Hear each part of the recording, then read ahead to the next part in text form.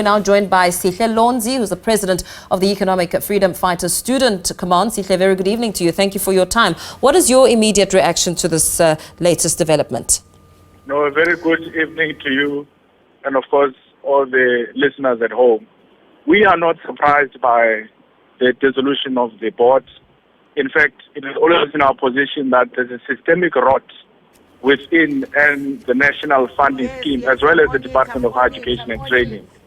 As I speak to you now, I'm coming back on my way from the University of Zululand, where students have been sleeping outside, students have not received their allowances because of the direct payment scheme of NSFAS. So the minister must stop tiptoeing around issues and deal with the irregular appointments of the 4 service providers which were given the responsibility to distribute student allowances.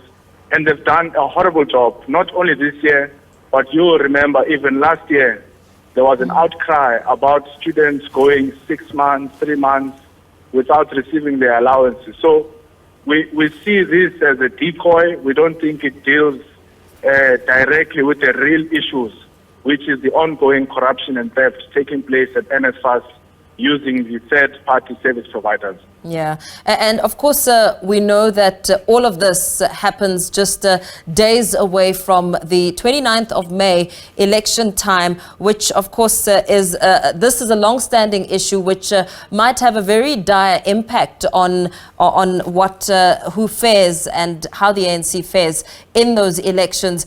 What are your expectations insofar as the caliber of individuals which will be the next to become part of the NSFAS board? I mean, you speak about corruption being one element, but your expectations on the kind of individuals that are needed to assist and really bring to form the duties of the NSFAS board? There must be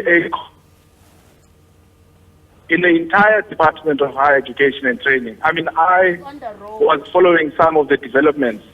And for example, the Minister of Higher Education says he is going to get a task team that will look into why NSFAS has failed in its duties to distribute student allowances and tuition fee. But why would he want to set up a task team to investigate something that has already been investigated? You will remember that last year, the same NSFAS board appointed workmen's attorneys as well as advocates in Kwaitobi to run an investigation on the so-called service providers which were tasked to distribute allowances. And that investigation, there was a conflict of interest between the then CEO of NSFAS and some of these companies which were appointed. But number 2, the NSFAS procurement processes were also not followed, when they were appointing these service providers. Findings. To make matters worse, the then board adopted the report. So in a way, they agreed with the founding of that report. So when the minister then comes back to us and says he's going to put in a task team to investigate what has been happening, does he want to investigate that the investigation that took place last year did not investigate? So see this as a decoy. And the message we are sending to youth of South Africa, in particular students, is that these problems are going to persist unless all of us come out in our numbers and ensure that the government of the ANC on the 29th of May 2024.